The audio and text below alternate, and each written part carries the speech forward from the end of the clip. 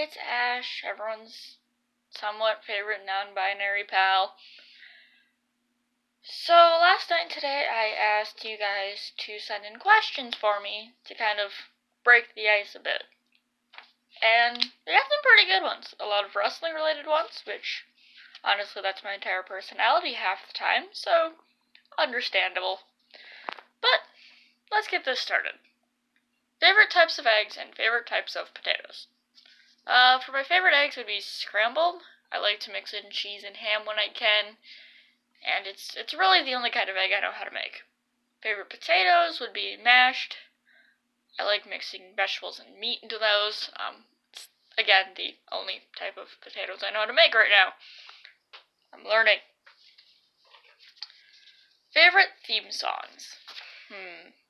That's a tricky one because I don't fully pay attention to entrances, because if I'm at shows, I can't hear the entrances half the time.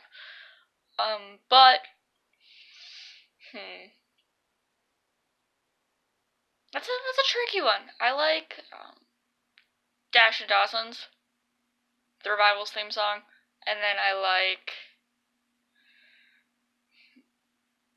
I don't know, that's a tricky one. Preferred superpowers. Teleportation. Personally, I cannot drive, and the car that my mom has is a little too big for me right now, so I'm basically stuck walking, because I'm too lazy to haul my bike to the gas station to fill its tires up. So I'd like to be able to teleport to shows and to friends' house and things like that. And to work. I'd like to get a job. Favorite type of M&M? Minis. They're incredibly adorably small, and also, their cases work really well for storage for, like, earbuds, charger cords, things like that. What order do you put your socks and shoes on in? I'm more of a sock first type of person, just because I generally put socks on when I get dressed, so they're already on when it's time for me to put shoes on. So, sock, shoe. If you're stuck on a deserted island and can only watch one wrestler, who would it be? I'd say PCO, just because he's a lot of fun to watch, and there's a lot of tape on him, so I'd be pretty busy. Preferred dog breed?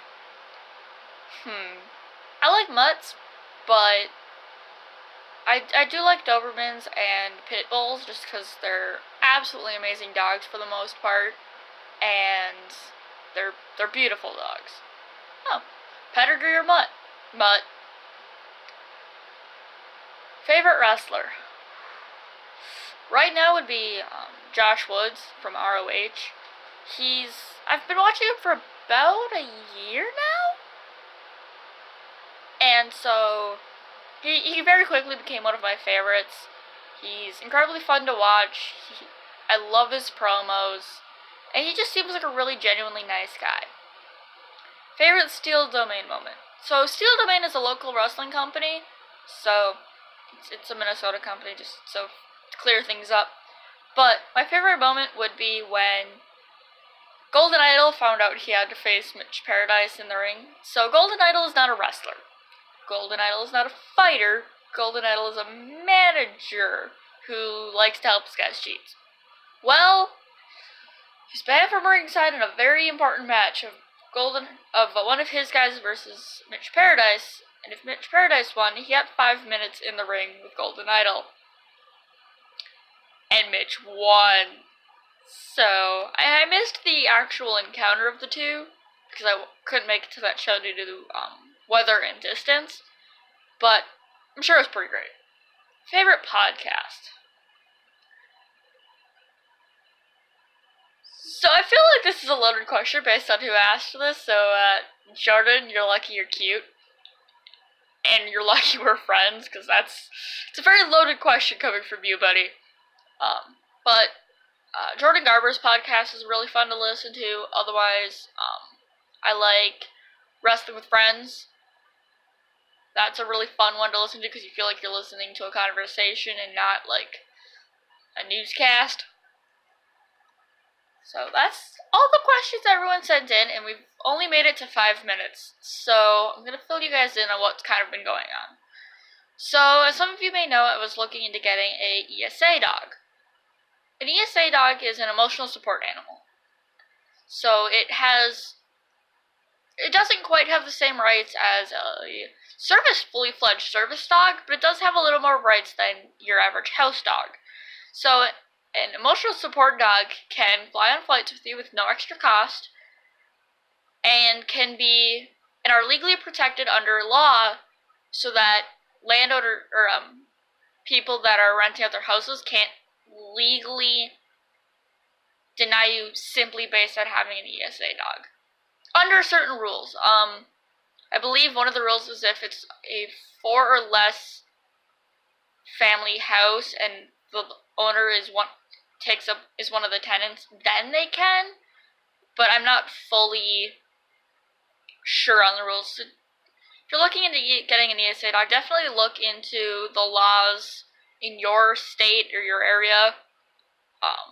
In the United States, I don't know what laws are like outside of the United States, so definitely look into what laws apply to you. Well, concerning that, I did get the doctor's note from my doctor, so I am legally able to have a service dog, or an ESA dog. And we have our heart set on one that we met a couple days ago. You might have seen his picture on Twitter. So we're hoping to pick him up tonight. We're going to the Humane Society tonight, me and my mom are, and hopefully picking up Clyde tonight. So that'll be great for me and our family. It'll be my first dog. He'll be under my name, and he'll be my first dog in general. My father had a beagle, but me and that beagle didn't get along. Clyde is a Labrador Retriever mix. We're not fully sure what he has in him, but some people have said he kind of looks like he has Pit and Terrier in him, which are very humanly possible. He came from a shelter in Alabama, but I'll definitely go more into Clyde and what he means to our family tomorrow with the video, and hopefully have Clyde in the video so you guys can see him and see how he is. But the reason I'm getting an ESA dog is because I have schizophrenia, and I have auditory and visual hallucinations, which means I see and hear things that aren't really there. And having a dog around to kind of help ground me and kind of help my brain realize that things aren't actually there would be very, very helpful for me, on top of the medication I'm on. Because medication can only do so much. And so having, whether it be Clyde or any other dog around, will definitely help me understand that things aren't there. And I'm not under attack, I'm not in any danger because I have a dog there and I'll be safe. So hopefully with some training that'll definitely improve. I'll be training him or training my dog myself with, of course, help from whether it be a pet store with training or a book or videos or something. I'll be the one training my dog because he is my dog. He'll be under my name.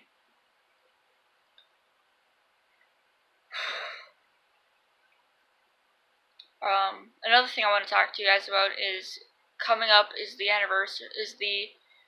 3-year anniversary of my second attack. I use the word attack because I don't like saying the word, but I was hurt by a man who I trusted, and that anniversary is coming up soon.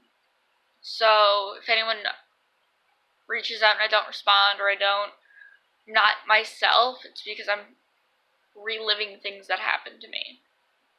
And it's not my fault, and if you have been attacked, it's not your fault. It's never your fault.